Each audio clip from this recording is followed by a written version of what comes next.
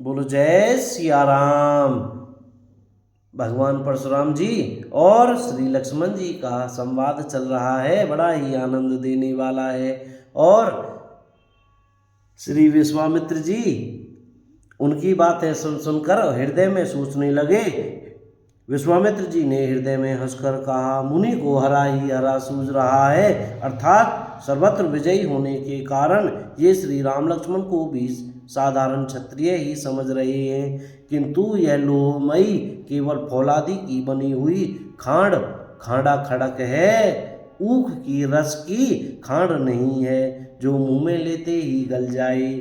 खेद है, मुनि अब भी बेसमझ बने हुए हैं, इनके प्रभाव को नहीं समझ रहे हैं। कहो लखन मुनिशील तुम्हारा, को नहीं जान विदित संसारा।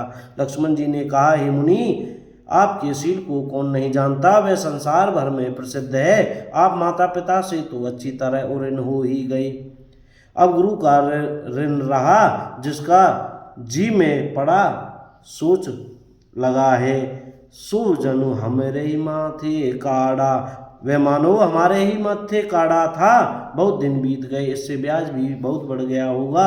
अब किसी हिसाब करने वाले को बुला लाइए तो मैं तुरंत थैली खोल कर दे दूं। सुनु कटि वचन कुठार सुधारा। लक्ष्मण जी के कड़वे वचन सुनकर परशुराम जी ने कुठार संभाला। सारी सभा हाय हाय हाय करके पुकार उठी। लक्ष्मण जी ने कहा,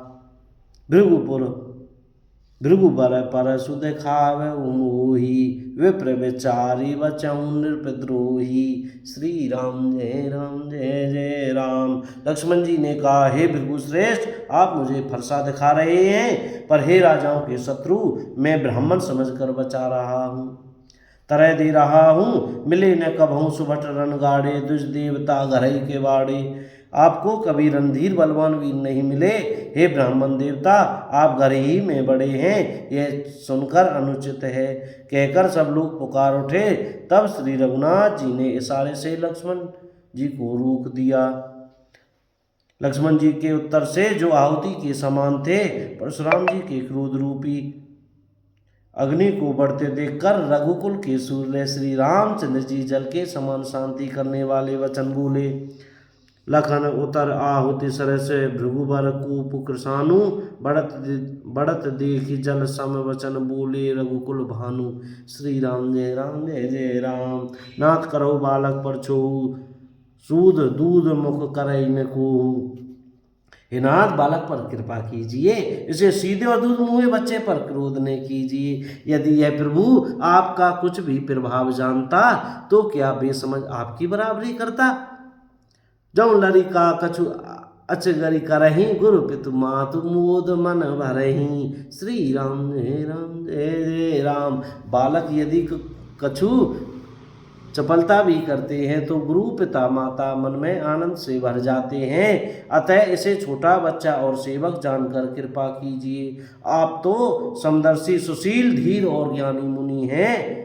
राम वचन सुनी कछुक जुड़ाने। श्री रामचंद्र जी के वचन सुनकर वे कुछ ठंडे पड़े। इतने में लक्ष्मण जी कुछ कहकर फिर मुस्कुरा दिए। उनको हंसते देखकर परशुराम जी के नख से शिखा तक सारे शरीर में क्रोध छा गया।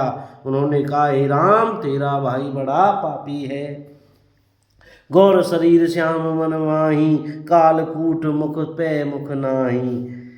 क्या कह रहे, यह शरीर से गोरा पर हृदय का काला है, बड़ा काला है। यह विषमुख है, दूध मुआ नहीं है, स्वभाव से ही टेढ़ा है, तेरा अनुसरण नहीं करता, तेरे जैसा शीलवान नहीं है, यह नीच मुझे काल के समान नहीं देखता। लक्ष्मण जी ने हंसकर कहा, हे मुनि, लखन कहूँ हंसी सुनी, मुनि क्रोध पाप कर मूल, जे बस जन अनुचित करहीं, चरहीं विश्व प्रतिकूल। श्री राम जय जय राम। लक्ष्मण जी ने हंसकर कहा, हे मुनि सुनिए, क्रोध पाप का मूल है, जिसके वश में होकर मनुष्य अनुचित कर्म कर बैठते हैं और विश्व भर के प्रतिकूल चलते सबका अहित करते हैं। मैं तुम्हार अनुचर मुनि राया, परिहरिकूप करई अब दाया। हे मुनिराज, मैं आपका दास हूँ, अब क्रोध त्याग कर दया कीजिए। टूटा हुआ धनुष क्रोध करने से जुड़ नहीं जाएगा, टूट चाप नहीं जुड़ई रिसाने, बैठई हुई पाए प्राणे। श्री राम जय जय राम। खड़े खड़े पैर दुखने लगे होंगे, बैठ जाइए। जब अति प्रिय तऊ करई उपाय, जोरी को बड़ गुनी बोलाई। यदि धनुष अत्यंत ही प्रिय हो तो कोई उपाय किया जाए, किसी बड़े गुणी कारीगर को बुलाकर जड़वा दिया जाए। लक्ष्मण जी के बोलने से जनक जी डर जाते हैं और कहते हैं, बस चुप रहिए, अनुचित बोलना अच्छा नहीं है। जो अति प्रिय तो करई उपाय, जेरी कोई बड़ गुनी बुलाई। बोलत लख नहीं जनक डराही, मस्त करऊ अनुचित भल नाही। है क्या कह रहे? श्री राम जय जय राम।